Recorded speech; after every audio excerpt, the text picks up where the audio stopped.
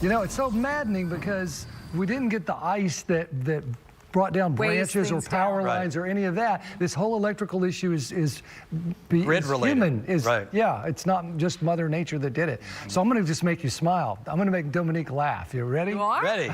First of all, I did get a sunset. Isn't that pretty? It is. It's a gorgeous one up there in Humble from John. In the meantime, there's a little U of H going on. Hey, yeah, go we got it with the mask included.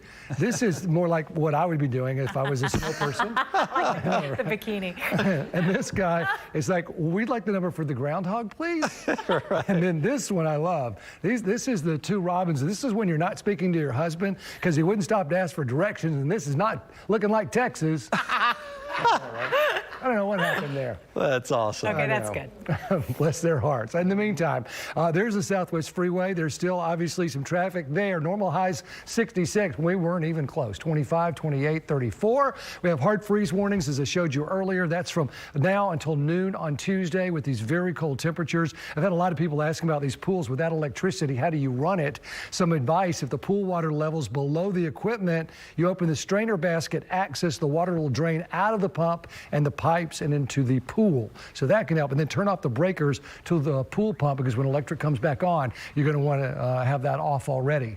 Wind chill warnings until noon with as low as 15 below. And then there's this winter storm warning. That's from midnight tomorrow until 6 a.m. Thursday. This is the new model run. And there's been a little bit at the end of it to show you. You can see there's a mix of freezing precip and cold rain. It doesn't look like this really gets us, except to say that as it moves through, that cold rain comes down and freezes, and that's going to be the problem. In fact, at the end of this, and it's mostly just a Wednesday issue, but you'll notice right here, this is just shown up for 6 a.m. on Thursday. So what comes out of the sky is freezing, and of course it's freezing on the freeways. Justin has been monitoring that with some of the iciest spots. Justin. Yeah, what's interesting, Frank, we mentioned this, is that I'm seeing more ice spots on the roads tonight than what we saw last night as it was coming in. Now, if you think about that for a second, you go, well, how is that possible? Because the storm was coming in. But remember what we saw most of the day today. Full sunshine, didn't we? At least a decent amount of sun. And so all of that snow and ice that was out there melted.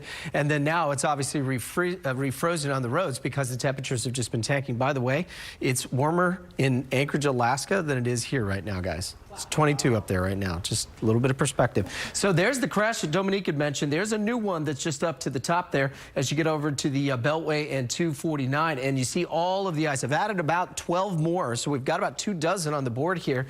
And some of the hottest spots for this, or I should say coldest spots anyway, are the closures that we're starting to see across downtown 45 as it works its way either north and southbound. And of course, the closures that we've got, that's down towards Sugar Land, so you can't go north or southbound. And then same thing as you get towards the Beltway, moving its way out of there towards, let's say, Sienna Plantation. And then, of course, east side as well, Baytown over towards Deer Park. So, Frank, we've got more problems tonight. The sun will help tomorrow. But if you do have to get out tomorrow, maybe you got essential workers and whatnot, just please, please, please be very careful on the roads. Everywhere you go. All right, thanks, Justin. In the meantime, temperatures, look at this, 12, 13, 16, 18, 20 at Hobby and Pearland. I think that Tomball, Katy, Brenham aren't reporting. I think their instruments are frozen, to be honest with you. The wind chills right now, 3, 6, 8. It's going to only get worse. The winds have at least come down. In fact, there are no wind gusts right now. And FUTURECAST temperatures continue to fall right through the single digits, so that when we get to tomorrow morning, we're looking at 0, 3, 1 below, 8, 10, with wind chills 1, 2, 3 below in Katy,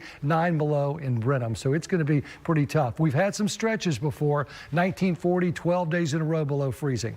At Bush in 1982, 9 days in a row. At Bush in 1989, 7 in a row. We're not at that many in a row, but this is the first time we've had this kind of activity for low temperatures since 1989. So tomorrow I'm taking this to 32 with some hope involved that we will get there.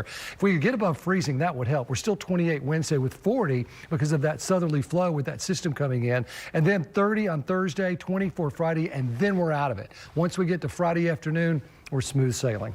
We just got to get there. Hang on. All right. Thank you, Frank. We'll have